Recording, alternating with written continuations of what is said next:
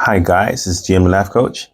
So first off, I just want to say thank you to everybody who replied, watched, written in the comments, shared the video. I just want to say thank you. That puffy video went gangbusters. Got 51 subscribers now. You know what I'm saying? We're getting there. Only 49 more to go to reach the magical 100. So let's keep going. Let's keep pushing. Let's keep driving. So thank you so much for your support. Those who are on board so far, and just keep going. All right. I also want to say thank you to my family, giving me the boost, giving me the woo woo woo woo. To all you guys that know me, yeah, man, I appreciate the love. All right. So anyway, we're gonna do an article today. It's gonna be all about education, which is like close to my heart. I was in education for 16 and a half years, doing various different roles from TAing to teaching, covering classes, deputy head of year and a head of year, coaching, basketball, all sorts of stuff. I've known some great friends, and from working in schools, and some great students. Some I'm still in contact with. They're getting old now. Some of them all nearly in their 30s. I'm like, oh gosh, man. Time flies, isn't it? So this article that I'm going to read to you guys today is from the BBC website, and this is about teachers, and the title says, would a 1:40 p.m. Friday finish stop teachers from quitting? All right, so let's go. So again, I'm going to be reading from the old iPad here. Okay, so just okay. So would a 1:40 p.m. finish stop teachers from quitting? The number of empty teaching posts in England has more than doubled in the past 3 years, the latest official figures reveal. The number of teachers has risen, but so has the number leaving, and the number of vacancies per 1,000 teachers has risen from 2 to 6. The government has raised its target for recruiting teacher trainees for 9 of the past 10 years. At the start of this school year, the current Conservative government raised teachers' starting salaries to 30,000 to try to encourage new trainees. Labour has promised to recruit 6,500 more teachers if it wins the general election next month. Liberal Democrats have also said they would invest in schools and teachers. Giving teachers an early finish on Friday or a day off every other week are among the ideas schools are considering to encourage teachers to stay. I think that's good. Mentally drained. Tyra Packer, 29, a primary school teacher in Southend-on-Sea, Essex, for 7 years, left the profession last summer to protect her physical and mental health, she says. She had been feeling anxious at home, often in the middle of the night, and then at school, despite the support of colleagues. As a classroom teacher, but also phonics and PE lead, Miss Packer felt unable to properly fulfill any of her roles, often working well into the evening. She says, you're tired, you're also mentally drained, she says, but you're coming home and you're making sure those reports are done. You sent those emails, you've organized that school trip, always feeling like you're running on empty. Been there. She started relying on toast and ready meals instead of making a decent dinner, and it became really difficult to find time to look after herself. Mrs. Packer had mixed emotions when she quit her job, but has since seen marked improvements in her health. She now runs a small baking business, making chunky cookies and celebration cakes and hosting children's workshops. My anxiety is probably completely faded since leaving school. Something I noticed instantly, she says. I definitely sleep like a baby now. The annual figures released by the Department of Education on Thursday cover the academic year 23-24. And on top of rising vacancy rates, they also reveal the proportion of state school teachers, leaving the sector as its highest since 2010, with 39,971, as per 8.8% left in 2022 to 23, not including those who died or retired. In a report in May, MPs on the Education Select Committee said teacher recruitment and retention had been a persistent challenge for over a decade. And while there have been welcome increases in absolute teacher numbers, these have not kept pace with pupil numbers. All right. So teacher vacancies rising. Empty positions in England in November each year. So there's a graph here that I'm looking at. goes from 2011 to 2023. The bottom of the graph is lower than 50,000, it's about 40,000. And the top of the graph goes through COVID-19 and restriction time to now up to 2,802.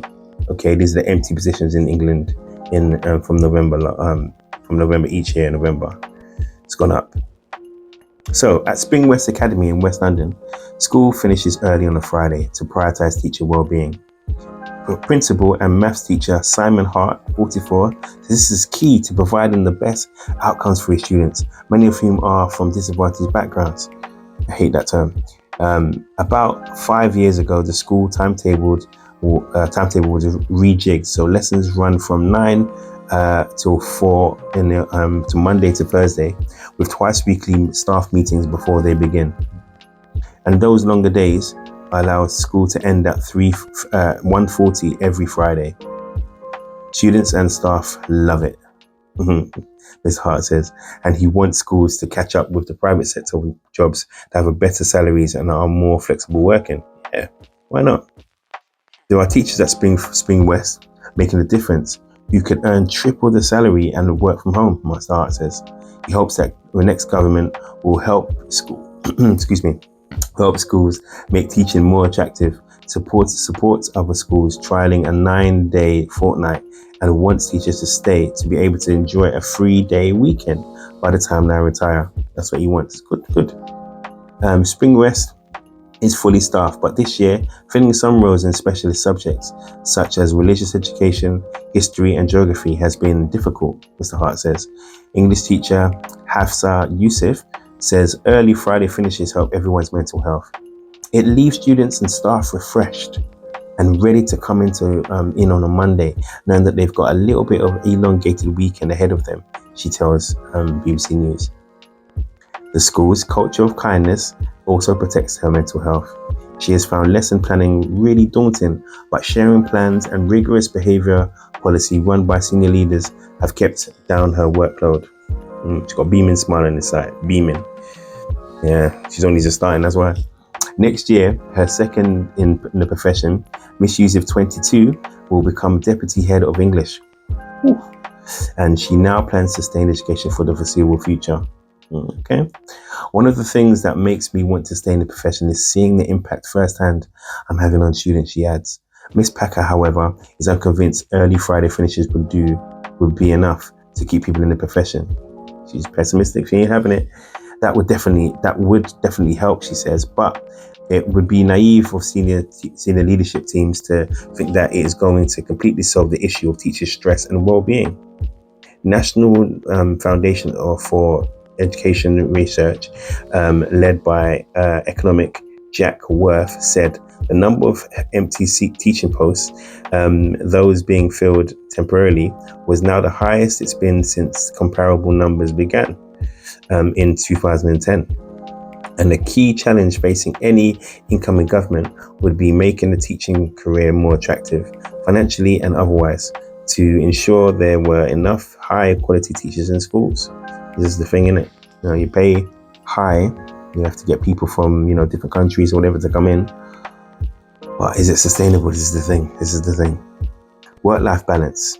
The government raised starting salaries at the beginning of the school year, as well as having levelling up payments of up to $3,000 for some teachers in shortage subjects.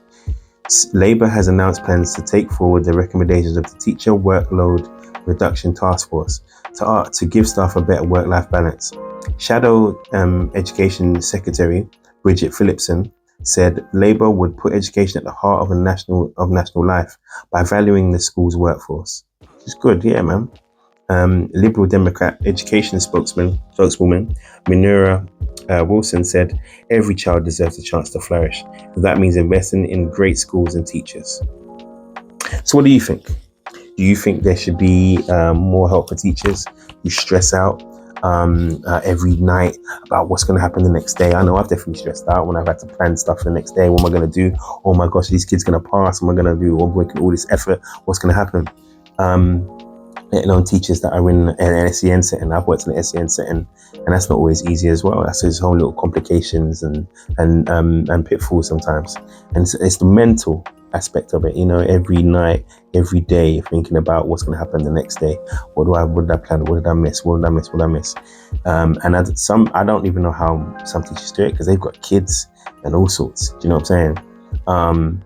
So what do you think? What are your views of this? Should schools finish on a Friday early? Should they have only a 4-day week? I know that in some, actually in Europe, they have a 4-day week, and everybody still learns, and everybody still has still comes back to Monday morning feeling refreshed. Or should they just be expected? Because I think a lot of the time in schooling, it's expected that teachers will just go off and do the marking. And if you imagine a subject teacher, all right, for those of you who not understand what I'm talking about, if you're a subject teacher, you might have 5 classes for every different year group, right? One in every different year group, which just invariably doesn't happen, right? But you might have one in every year group, and in those in every year group there's at least 30 books. Okay, can you imagine marking 30 times 5, yeah, in your holiday, in your 1 week holiday? Sometimes it's not even, sometimes it's more than that. Yeah, that's a good 100 and goodness knows 100 and whatever books, 100 something books you have to go through, and you have to do. It's not just like tick tick tick. It's proper in-depth marking where you have to write a comment. You have to write in a certain color as well. You have to you have to put stickers in. You have to do. This is all about student well-being. So back in the day we could just go tick tick tick tick. Can't do it anymore, right? You got to have clear guidelines of how they can improve and ways they can do better and what they've done well. And it's just, it can take time. You can't just write one-liners anymore. You've got to actually have some proper sentences going in there. And that's where the time gets burnt. That's why it's mentally stressing and draining.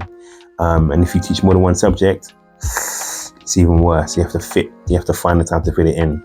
That's why you see teachers working on weekends sometimes, feeling guilty if they don't finish the work, or if they have to leave work early because they have an emergency, but they had to, they've got a backload of work they have to do.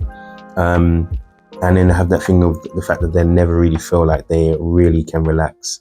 And I think that is where, the work needs to be done. So anyway, what's your thoughts? What are your thoughts? Tell me what you feel. I'm really eager to hear what's going on in the comments. Just fire away.